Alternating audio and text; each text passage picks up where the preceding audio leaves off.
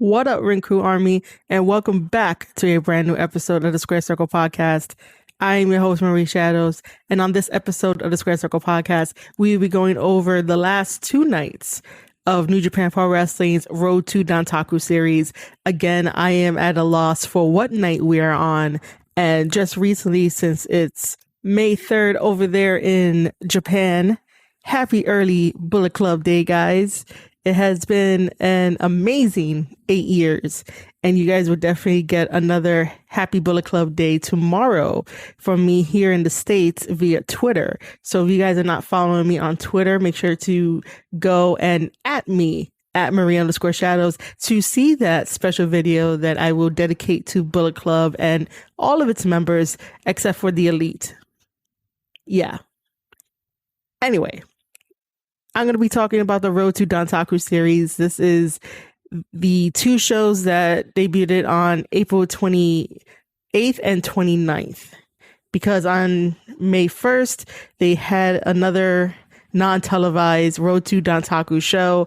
And again, you guys need to really step up the game. If I'm paying $9.99 for the New Japan Pro Wrestling World subscription, at least give me my worth of $9.99. And that includes the non-televised shows.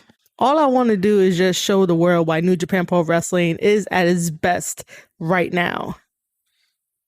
And as you guys know, we're heading into the first two nights of Wrestling Dontaku of 2021. That's going to be May 3rd and May 4th. If you guys have not checked out my preview podcast for those two nights, make sure to go in the backlog and take a listen to that. If you want, drop me a voice message via anchor.fm/Square Circle Podcast, where you could definitely leave me your thoughts about this review, any past reviews, or any opinions you want to share with me.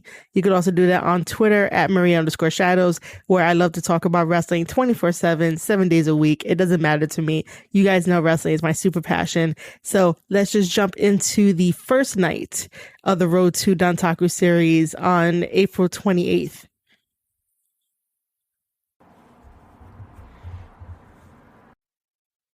These two Road to Dontaku shows are also combined with Satsuma event as well. So we open up the show with tag team action.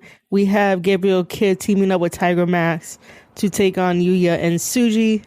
And in the previous podcast episodes, I praised Gabriel Kidd for getting 2 victories under his belt when he defeated both Yuya and Tsuji in different nights of the Road to Dontaku series. Those matches were definitely not televised, and I'm a little upset they weren't. But either way, Gabriel Kidd gets some praise from me. He's always going to get some praise from me, as well as Yuya and Tsuji. I love that Gabriel Kidd has found a new aggression whenever he gets into the ring. He's still great technical wise, and he could definitely hold his own. I'm waiting for that day where he can completely shine against some of the veterans in New Japan Pro Wrestling.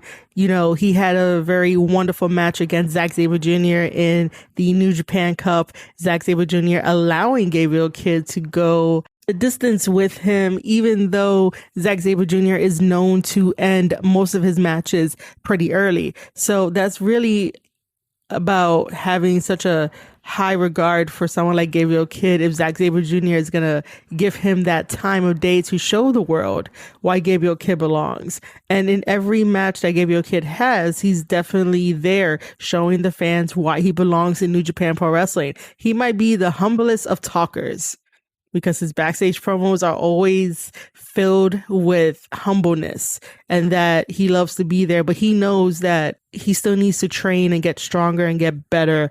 And that's what he does every single time he comes into the ring. He learns from his mistakes. He learns from his losses. He picks himself back up and continues to train and continues to take it one day at a time to solidify his name, Gabriel Kidd, as a household name for New Japan Pro Wrestling.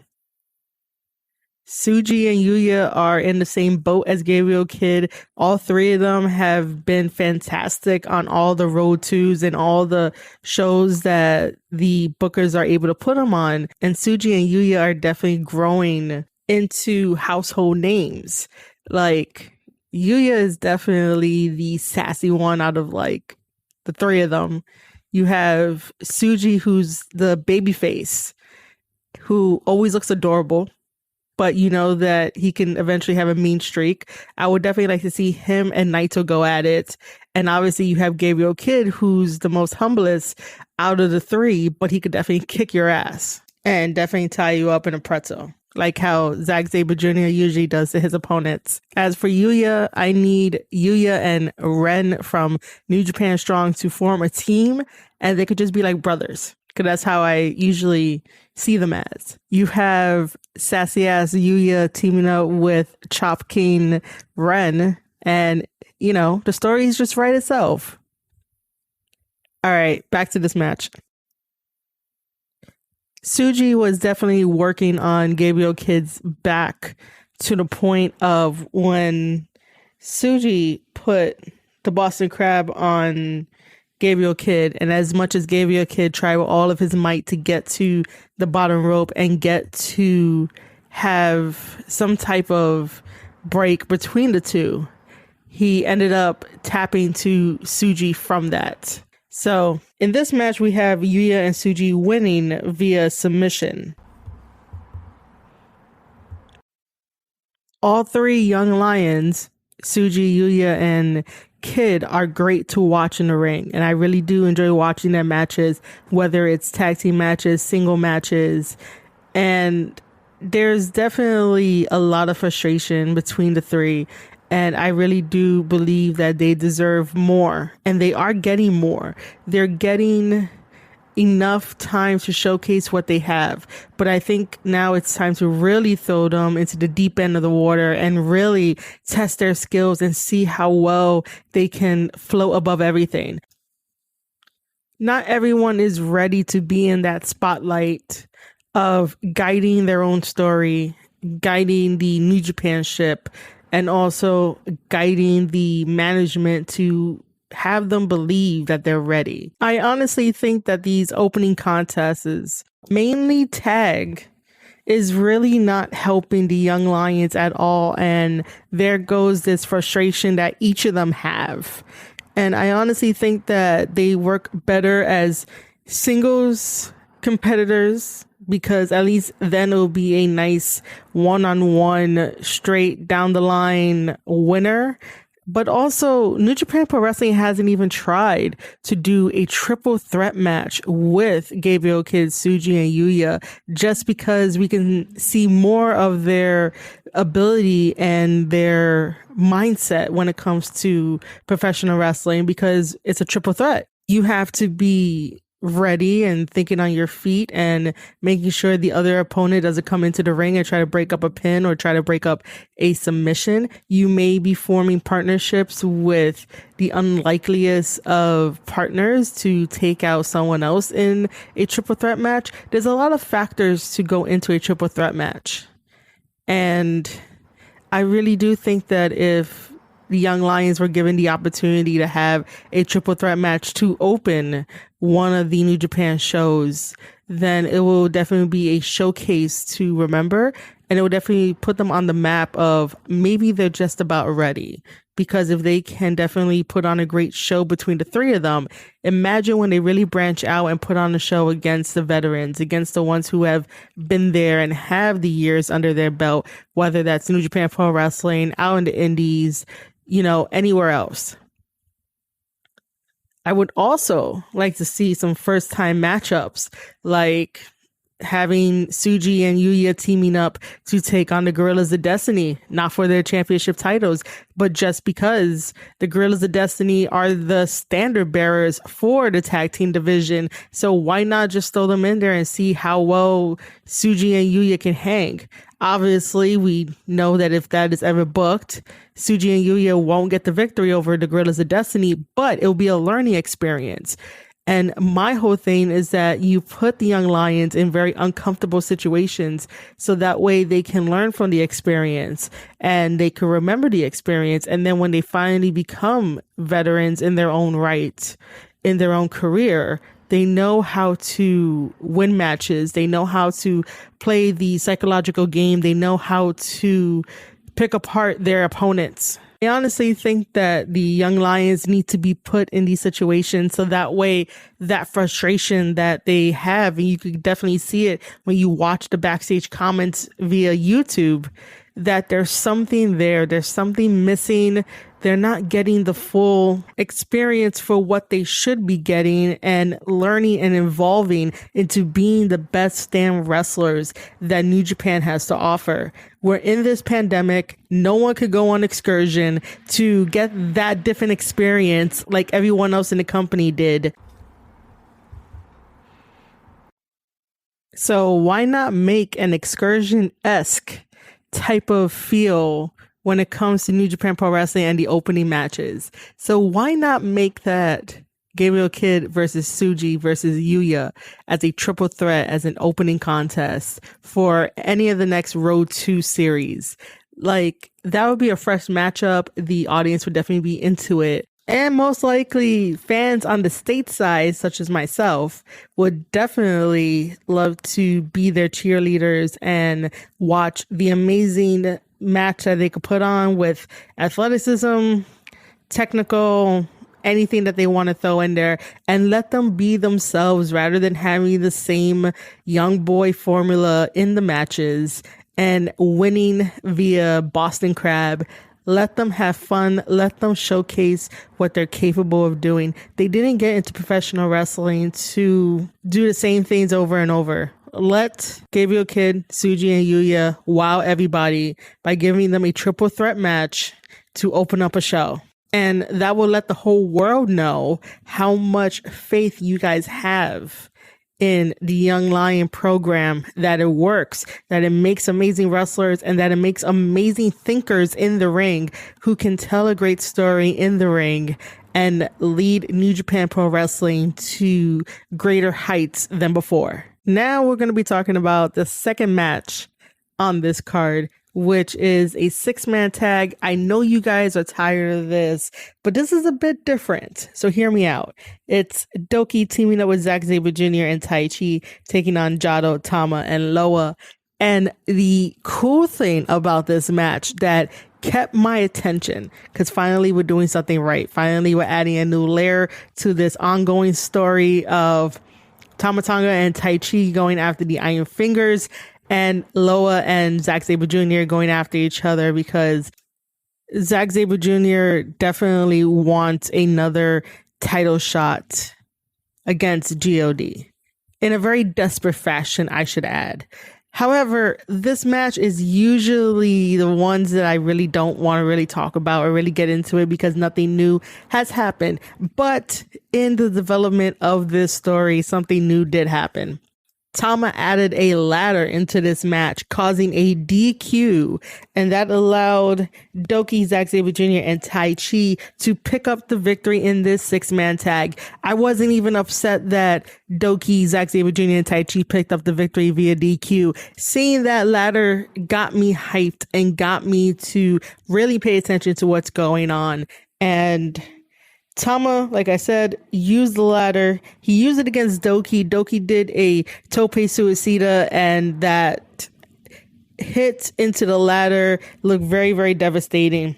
Then he uses the ladder against Zack Sabre Jr. and Taichi and basically beats them down. Loa is also in the ring beating down Zack Sabre Jr. Tama Tonga places the ladder in the middle of the ring, climbs it, sits on it, and this is where Loa gives his post-match comments, and again he's reminding Zack Sabre Jr. that when come May 3rd at Wrestling Dontaku, if Zack Sabre Jr. can defeat Loa, Loa will gladly grant him the title shot opportunity that he so desperately wants to have against GOD. But like I said, and I keep saying in these podcast episodes, Zack Sabre Jr. is not going to get the victory over Tonga Loa. I honestly don't want to see another Taichi and Zack Sabre Jr. versus the Gorillas of Destiny. I don't want to see that again. No matter how many different stipulations you want to put on that match, I really don't. And here's the reason why I don't want to see it. It's because I can already see that Zack Sabre Jr. put himself into his own box. into his own glass ceiling. Like, you guys know that I love technical wrestling more than anything else. Obviously, a wrestling match should have some technical wrestling in there. It could have some high flying. It could have some spots. And then you could weave in the psychology and the storytelling within it beautifully. So that way the moves can make sense. Professional wrestling is the only sport in this world where it's complicated and it's like watching a play, a movie, and a real fight at the same time. There has been nothing really new from Zack Sabre Jr. Zack Sabre Jr. is still regarded as one of the best in the world. Again, I'm not taking anything away from him, but if he's not really going to evolve and do something different, have a different layer to Zack Sabre Jr., then what's the point? Why do you keep going after something that you're not probably going to make exciting if you're going to take the belts off of God? Like, let's play this out for a second. If Zack Sabre Jr. and Taichi take the belt off of God, what will be next? Who will be next? And how will Zack Sabre Jr. and Taichi carry the tag division? Now, you guys think that I'm probably biased by always wanting to have the Guerrillas of Destiny winning, but there's always something new with Tama Tonga and Tonga Loa. That's why they're still the reigning IWGP Heavyweight Tag Team Champions. And that's why they're 7-time IWGP Heavyweight Tag Team Champions. There's something about them that clicks between having the belts, being part of Bullet Club, pushing their own narrative, and just being on top. And they can switch at any moment, at any time, for any situation that they get into.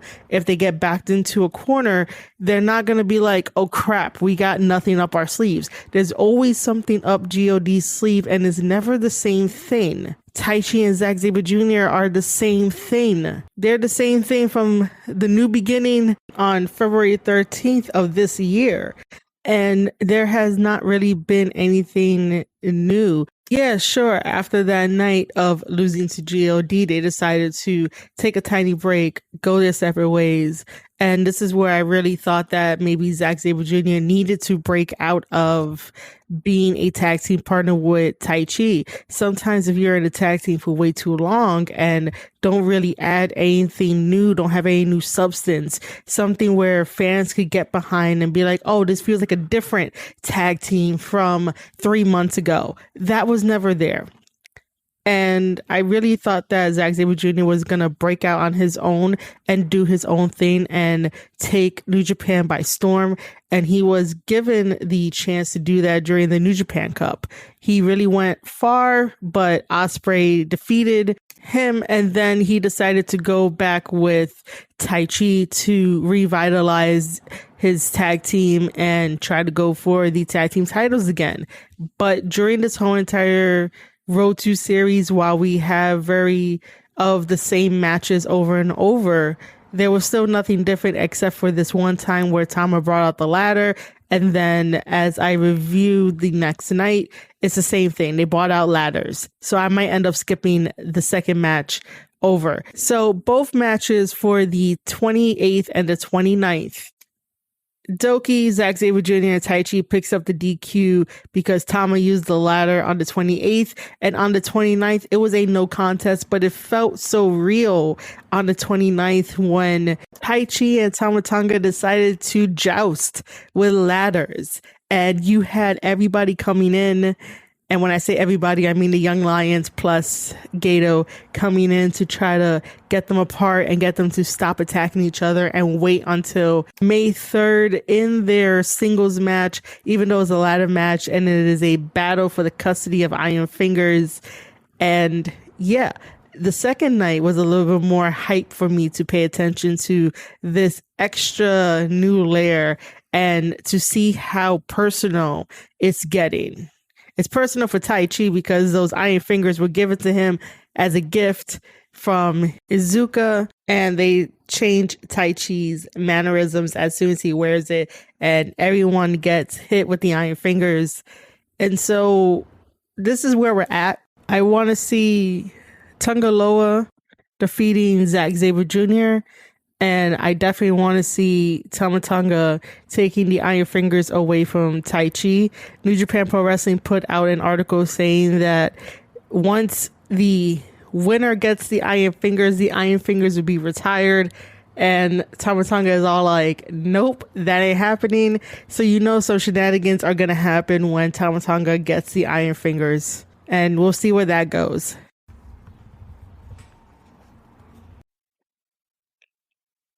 Our next match is a 6-man tag. It had Master Wato teaming up with Taguchi, teaming up with Tanahashi versus Gato, Taiji, and Yujiro. And the only reason why I want to bring up this match is to talk about the ending. So in the end, Tanahashi puts on the Texas Cloverleaf hold on Gato, and Gato proceeds to tap out, and that allows the team of Tana, Taguchi, and Master Wato to pick up the victory. This whole entire tour has definitely been feeling a little bit empty without the one and only King Switchblade Jay White to bring some fun into the Road 2 tours, only because sometimes the Road 2 tours can get a little bit repetitive, and Jay White adds an ounce of fun to it, especially with him yelling at the referees, him doing Jay White things, because no one could tell Jay White no, and no one could definitely stop him. So as we get closer to wrestling Dontaku, it is going to be Jay White versus Tanahashi for the Never Openweight Championship title. And here in the States, it is May 2nd. Tomorrow is May 3rd. And it's Bullet Club Day on May 3rd. So it makes sense for King Switch to take that Never Openweight Championship title off of Tanahashi. Makes perfect sense. The leader of the Bullet Club having some gold around his waist, on his shoulder, and having a whole new line of competition for the Never Openweight Championship title. Because if you guys paid attention to the backstage comments from Tanahashi does say that he feels miserable as a champion. And I'm not sure if that was a wrong translation from YouTube giving us the subtitles while Tanahashi is talking in Japanese, but that's exactly what popped up across my screen, that he said that he's miserable as champion, and I'm not sure entirely why. And that was a little weird and a shock to sort of see. I do feel like ever since Tana got the championship title, that he has been somewhat slow and just a little off. Tana still has some really good matches to watch and appreciate, but overall, I know that he only had a few defenses for his championship title, and he has this tradition to uphold that in order for him to wear it around his waist, he needs to fight the very best. And obviously, we all know that Jay White is one of the very best in New Japan Pro Wrestling. And let's not forget that Jay White is definitely New Japan Pro Wrestling's #1 asset. So it's great that now we get to have this match. Now I think that Jay White taking the belt off of Tanahashi can sort of have Tana alleviate some of the pressure he probably puts on himself to perform at the high caliber that New Japan is known for. And while I highly respect Tanahashi's career and respect everything that he's done, I think that he might need some time to relax and chill a little bit and work behind the scenes until he feels ready that he can definitely go in the ring against all these guys. It's kind of weird that Shingo is doing very well for himself, and he's definitely showing up Tanahashi in skill and speed and able to keep up with Ospreay. So, just think about that, in that connection, in that regard, and the difference between the two. Other than that, I just wanted to bring up the fact that in this match of the 6-man, Tanahashi taps out Gato. This may be a prelude to when we get to Wrestling Dontaku Night 1, but I don't think it does anything to jeopardize that Jay White is going to be losing. Jay White is not going to lose on Bullet Club Day. That will make no sense. Bullet Club has to reign supreme on Bullet Club Day, right? That makes total sense. Anyway, as you guys know, Jay White is going to pick up that victory over Tanahashi.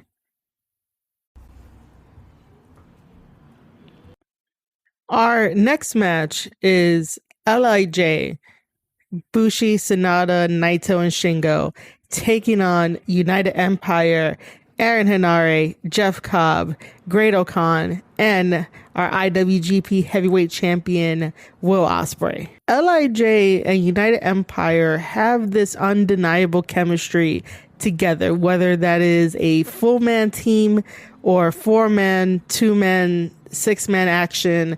However you do the combination, each of these guys have a good chemistry with one another.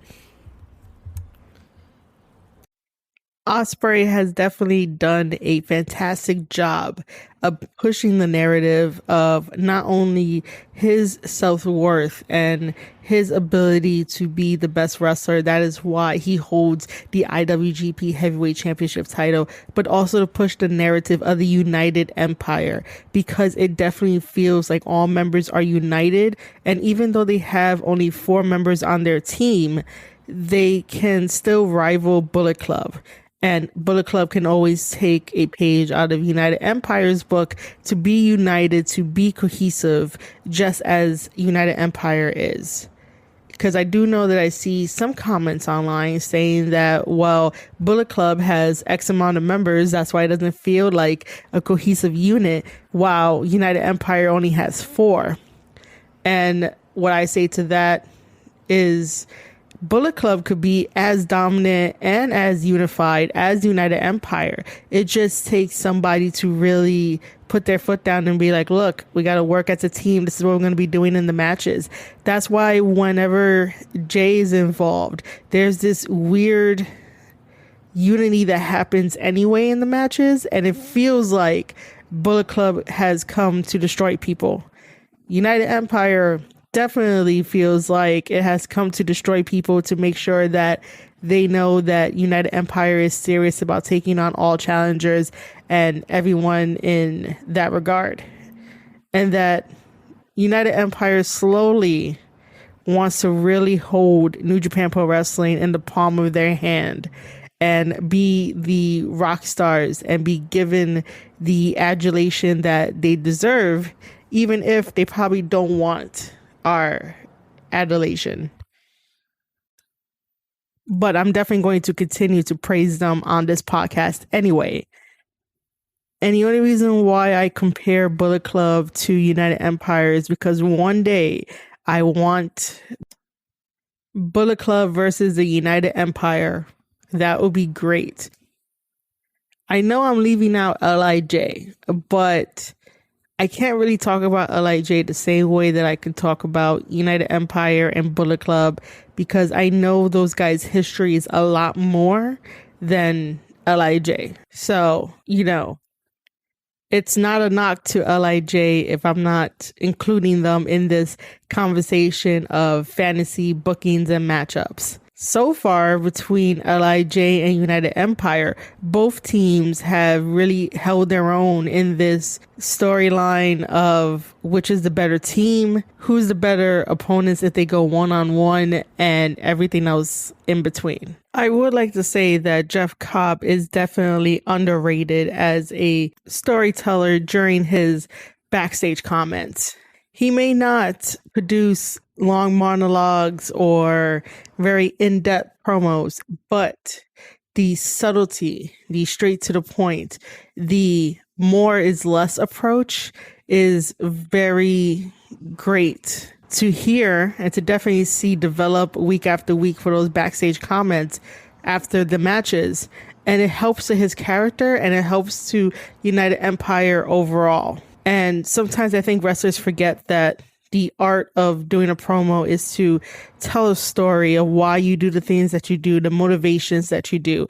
And that's why New Japan succeeds in the promo area of professional wrestling, because they allow these guys to talk off the top of their heads. And we finally got some insight as to why during this whole Road 2 tour, it has been Jeff Cobb doing the tour of the islands to Bushi all the time. And that's because he was probably thinking of Ibushi. When Will Ospreay won the championship title from Ibushi, that is when Jeff Cobb decided to strike against Ibushi. And we didn't see Ibushi for a while, and Ibushi came back on the 29th to have a tag team match. I'll get to that match in a moment, but just to get back to praising Jeff Cobb and his promo ability, he is definitely underrated. He really does have good promos that are straight to the point, and they are story-filled. They're not like teasing. They're very story-filled where you get it, where you get why he's doing what he's doing. So for that LIJ versus United Empire match on 4/28, Jeff Cobb picks up the victory for his team by doing the Tour of the Islands onto Bushi. You know, I should end the review right there on a very good note for the United Empire, but just for the record, the next match is Yano versus Evil in a creative blindfold match, whatever it's called, whatever the bots decided to choose, because we all know Yano bought some bots in order to get the victory in that poll. So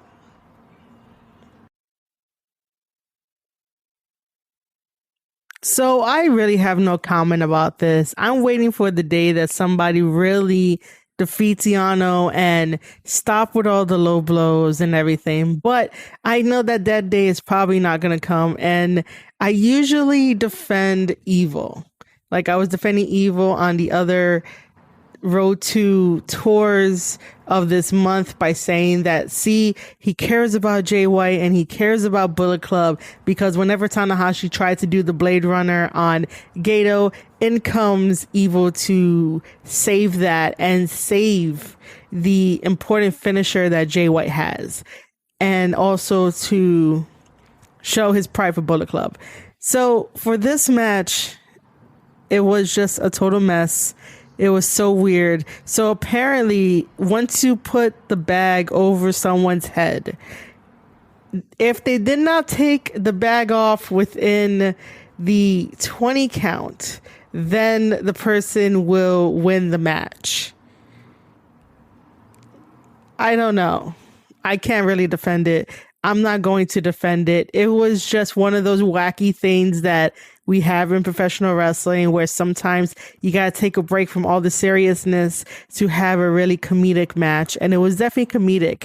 Should Evil have been in that? No, but in the time and era that we're in currently, sometimes the guys you want to see thrust into the spotlight, sometimes they have to take a back seat and do other things and just be a company person until a spot opens up. I do know that a spot is going to open up for Evil, and we're going to probably get some good story going with Evil, and maybe Jay White, Ospreay, put everyone in together. But until then, we have to live knowing that Evil lost to Yano in this weird ass blindfold of a match to not get the King of Pro Wrestling trophy. And then the last match to end 4/28 is Sho and Yo versus Yoshinobu and El Desperado for those IWGP Junior Heavyweight Tag Team Championships. Sho and Yo took those tag team championships off of Yoshinobu and El Desperado, and that team definitely wants it back from Sho and Yo. That was not the case. Sho and Yo did strong X to their opponents and managed to pick up the victory 1-2-3. Sho and Yo are still our IWGP Junior Heavyweight Tag Team Champions. Now, let me quickly jump into 4/29 of the Road to Dontaku series. For April 29th, the opening contest is a tag team match. We have Yuya teaming up with Tsuji to take on Bushi and Sanada of LIJ. And this was definitely a breath of fresh air to see. You have two young lions going against two veterans of the business, and it was a really great match to watch. Unfortunately, Yuya took the terrible move from Bushi, and Bushi managed to pick up the victory for himself and Sanada. What I would like to highlight of this match is that while Tsuji was taking most of the hit from Bushi and Sanada, Yuya will come in and break up the pin. That sassiness that Yuya has is definitely at the forefront. The trio of Yuya, Tsuji, and Gabriel Kidd are all coming out with these different personalities. And that's what I love to see. That's called growth.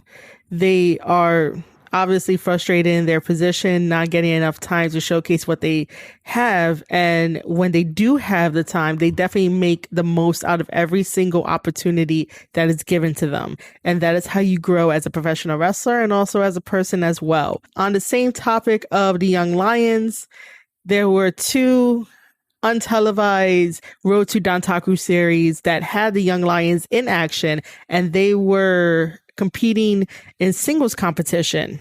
Fortunately, I will not be able to review it and praise the Young Lions as I usually do on this podcast, but I would just let you know the outcomes of those matches. For April 30th, Gabriel Kidd picks up a victory over Tsuji with the double arm suplex. And then on May 1st, Yuya picks up the victory over Gabriel Kidd with a double overhook suplex.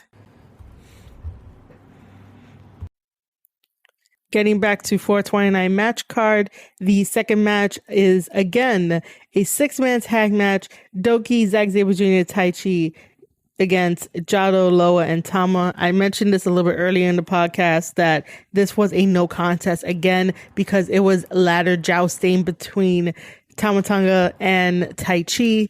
And again, we know the story. I'm not really going to tell the story again, but we do know that come May 3rd, Zack Sabre Jr. isn't winning and Taichi isn't winning, and GOD is going to need some new competition for their IWGP Heavyweight Tag Team Championships. Our third match, which was the most interesting match on the card aside from the main event, the third match had Naito teaming up with Shingo to take on Great-O-Khan and Ospreay. Ospreay and Shingo have been having the best feud I've seen in a very long time. Something that I can get behind, something that I can definitely talk about, and both of them want the same thing. Both of them want that championship title. Shingo came up second in the New Japan Cup. I was surprised that Shingo even made it to the finals of the New Japan Cup. And even I was surprised that Ospreay was to make it to the finals of the New Japan Cup, because obviously you guys know that I wanted Jay White as the winner of the New Japan Cup. And imagine if he would have fought Kota Ibushi again. His destiny would have been aligned, but unfortunately that's not how things work. There's always obstacles for these guys to overcome, and Jay needs to right that wrong against David Finlay. So let's not take anything away from Shingo and Ospreay, because Shingo and Ospreay right now are carrying New Japan Pro Wrestling, and their chemistry in the ring is unlike anything I've ever seen. Ospreay is definitely a lot more mature since him being a young Ospreay back in the day, and Shingo has definitely impressed me and definitely made a huge impression on me, and cheer for Shingo. But at the same time, you want to see how far and how well Will Ospreay can definitely take that championship further, and what other stories he can create with other guys. So that's why I'm leaning more towards Will Ospreay retaining his IWGP Heavyweight Championship title on May 4th of Wrestling Dontaku Night 2, because I want to see those matchups, because I want to see those stories, because I want to see how well he works with other people to bring about the very best in themselves, and also himself too when we get down to having wonderful matches. And I think that's what he's been doing this whole entire feud. Him and Shingo have been bringing out the best in each other in terms of in-ring ability and definitely promo-wise. Shingo has a very good hand on his promos, and they are very interesting to just read the subtitles, the translations behind them. And Ospreay has a way with words And he has a different thought pattern than most people when they do their promos. But you understand that Ospreay is a type of guy that will tell you things to your face. He wears his heart on his sleeve. He's not going to pussyfoot around anything. Like, he feels the type of guy that would just tell you straight up whether you want to hear it or not. It's a little bit of a different approach than when Jay does it, because Jay does the same thing. Jay says whatever the hell he wants, and he's definitely so truthful that, you know, you could get behind it. I like people who tell me the truth, who want me to grow better and do better. And if you're going to have to tell me the truth, whether I like it or not, you know, we could probably be friends. So I could probably be friends with these two just because they both tell the truth and they get me hyped behind why I should cheer for them, why they make the best champions, and make me believe because they believe in their characters and they believe in what they're saying and they believe that they are the best champion in the world.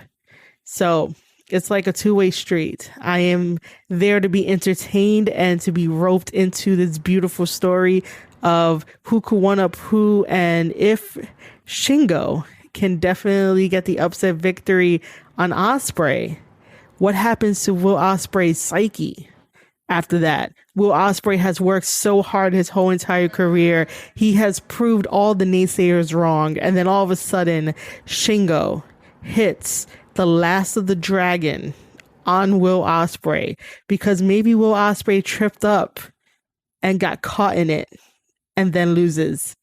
How will his psyche deal with the fact that he will no longer be IWGP Heavyweight Champion on May 4th? As much as I want Ospreay to retain, that's also a possibility that can happen. And see, this is why when you get two of the very best in the business to have this sort of feud and keep going back and forth with each other, and definitely in this third match where Shingo picked up the victory over Great-O-Khan by doing the last of the dragon finisher on him. And you saw during this whole entire Road 2 tour that they protected Shingo very well. They did not allow Ospreay to get a victory over Shingo. Shingo did not get a victory over Ospreay in any of their matches. So both guys were definitely protected. But this time around on the 29th, as we get closer to Wrestling Dontaku, things have to change. Layers have to be added into this creative storytelling where Shingo hit the last of the dragon on Will Ospreay. Will Ospreay did not see it coming. Will Ospreay did not anticipate it. And so, bam, Shingo hit it. And that says a lot. Shingo picked up the IWGP Heavyweight Championship title and teased at the fact that maybe on the 4th, Shingo could pick up that victory. That is why I asked those questions earlier. If it comes true that Shingo picks up the victory over Will Ospreay, after all this entire building, what will happen to Will Ospreay's psyche? What will happen to the United Empire? Because right now, Will Ospreay is in full cocky mode. I don't know if him losing the championship title will humble him, because I don't really see that as a thing happening, but it could happen. And these are the type of stories that get me hyped and want to talk about it and want to speculate it, because there's many different ways it can go. But right now, that tag match was very great to watch. And Shingo is definitely a top contender for anything that he does in professional wrestling. And come May 4th for Wrestling Dontaku Night 2, I am going to stick with my prediction that Will Ospreay is going to retain that IWGP Heavyweight Championship title. And then we're going to move on to Grand Slam, and Will Ospreay is going to remain IWGP Heavyweight Champion when he goes against Okada as well. So don't forget about Okada coming up in Grand Slam. As for this match for the 29th, this match was definitely a must watch for the story. Now we come to the main event of 429, which is a tag team match. Tanahashi is teaming up with Ibushi to take on Jeff Cobb and Aaron Henare. And this match was really great to see. Ibushi coming back in wrestling was fun to watch him, and you can tell there was something different about Ibushi. There was something a little bit more relaxed, a little bit more Ibushi-like, and even Tanahashi noticed it too. In this match, both Jeff Cobb and Hinare were taking advantage of Tanahashi cutting the ring in half, and then eventually Ibushi will come in and get in some offense against these guys. And then towards the end, which was really unnecessary, just because I'm a Hinare fan, it was so unnecessary. Both Ibushi and Tanahashi teamed up to really give some kicks and some power moves to Hinare. And Hinare took the Kamigure from Ibushi, and that allowed Ibushi to pick up the victory for his team of himself and Tanahashi. Poor Hinare. Why they had to do that to him? Jeff Cobb was nowhere near to save Hinare from that. However, Ibushi, feeling like his old self again, feeling like he wants to wrestle again, and that's all he wants to do, he challenged Jeff Cobb to a match where Ibushi is like, I want to start facing wrestlers and I want to start facing Olympians, so why not? Jeff Cobb accepted the match. And then this is where I say that Jeff Cobb is underrated in his promos. In his backstage comments, he basically said that that is what he wanted, and that, you know, during the times of him pinning Bushi, it would be wrong to not say that he probably did it because he was waiting for the day that Ibushi came back and the day that he gets to challenge Ibushi one-on-one in singles competition. So Jeff Cobb's storytelling ability is definitely top-notch, definitely really great to listen to and notice the details that he gives you, because those details are very substantial. Those details are very filled with great storytelling elements. Not all wrestlers can deliver that. And now I want to talk about Aaron Hinare's backstage comments. He has grown very quickly since talking about him on this podcast. And I am really proud to say that he has done a wonderful job in creating this character and feeling more comfortable in the direction of his character, because I could definitely see it. All the improvements are there. His promos are getting better. There's a lot more story in Hinare's promos.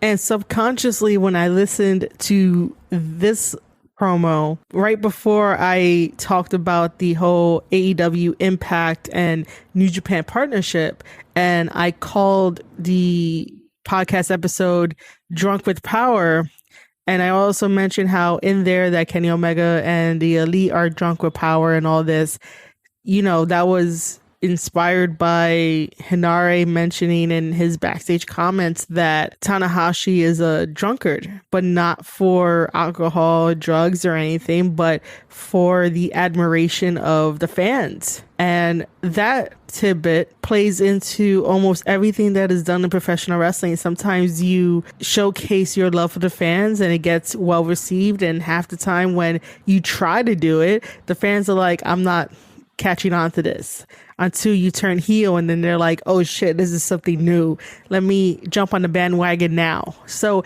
it's a hit or miss, but just the fact that Hinare had to say that line in his backstage comments, oh yeah, I could definitely tell that his mindset grew and his direction of his character and the way he wants to deliver the promos on his own accord. Everything is growing and everything is working out very wonderfully. And I'm not just saying those things just to say it. There's an obvious growth with Hinare. And I'm really glad to follow it and to let all you guys know exactly where that growth is. And it's definitely in his promos, and it's definitely him being more comfortable to be out there in the ring and to do things on his own, and also to be the man that he wants to be in the ring, because that's all it is. Sometimes in professional wrestling, wrestlers are given the weirdest of characters and they have to make do and make sure that they believe it. And so when they put it out into the world has to believe it, but sometimes it doesn't come off that way. Hinare going in the direction of being the ultimate weapon for United Empire works well with his past, integrated into the creative side of professional wrestling, and you could just tell he's at ease at what he's doing. Everything that he does in the ring, incorporating the mixed martial arts and the Muay Thai, is really great. Like I said in the previous podcast episodes, he does this heel hook that makes me pop every time, and I'm not sure if it's like the spin, but to me the spin makes it look a little bit more different than whenever like Suzuki does it, and I'm like, there's a slight difference, you know. When Hinare does it, he has that spin, and I'm like, oh, that looks cool. But other than that, the way that he torques on the heel also makes it look like it's devastating and actually hurts. Like, you believe that if you got into the ring with Hinare, you're definitely going to come out sore and battered. You know, you'll walk away. But other than that, you'll know not to like fuck with him again. So that's where his comfortableness comes in. And that's what I appreciate from wrestlers when they want to be able to grow, when they want to take the opportunity to change how they're perceived by fans and just do things on their own time and do things their own way. The moment that you start doing the things that you want to do in your way, the easier the fans will be accepting of you. Sometimes, because fans are fickle, but in most cases, fans would definitely be there to support you and be your biggest cheerleader. I am the biggest cheerleader of those that want to succeed, and I can see that they want to succeed and that they love this business with all their heart. And this is why I have these podcast episodes, because wrestling is everything to me, and I can definitely break this down to you guys and what's working and not working and how to fix it and how to elevate yourself if you can't really think outside the box. This is why sometimes having someone like myself who's on the outside looking in can definitely help with, hey, have you ever tried this or have you ever tried that? You know, it's up to you whether you want to listen to these podcast episodes and gain a different perspective and a value for professional wrestling, because professional wrestling ain't dying just yet. I'm going to make sure of that. Anyway, I have talked long enough about New Japan Pro Wrestling to combine two shows into one. So this is going to be a little bit over the normal time. Just bear with me. I wanted to get these two out right before Bullet Club Day. But then again, I am very proud of everything that New Japan Pro Wrestling puts out, and even the level of competition and stories that the New Japan wrestlers do every single day in the ring. So thank you guys for that. And I would love it if you showed this podcast episode some love. Here are some easy ways for you guys to do that. You guys can listen to this podcast episode over at anchor.fm/Square Circle Podcast. You guys can also join up on the website, which is live with wrestling, gaming, and writing content. Head over to www.ravagelands.com. And if you want to take it a step further, head over to Twitter, where you could talk to me about wrestling 24/7. And guess what? Twitter has now given me Twitter Spaces. So look out for some spaces where we get to talk about New Japan Pro Wrestling. And I even invite the wrestlers that I talk about on this podcast episode and others to join in those Twitter Spaces just to say hi. If you guys want to, head over to Twitter at Marie_Shadows, where we could definitely do that with no problem. All right, ladies and gentlemen, you have been listening to an episode of the Square Circle Podcast. I am your host, Marie Shadows, and I'll see you guys on the next one.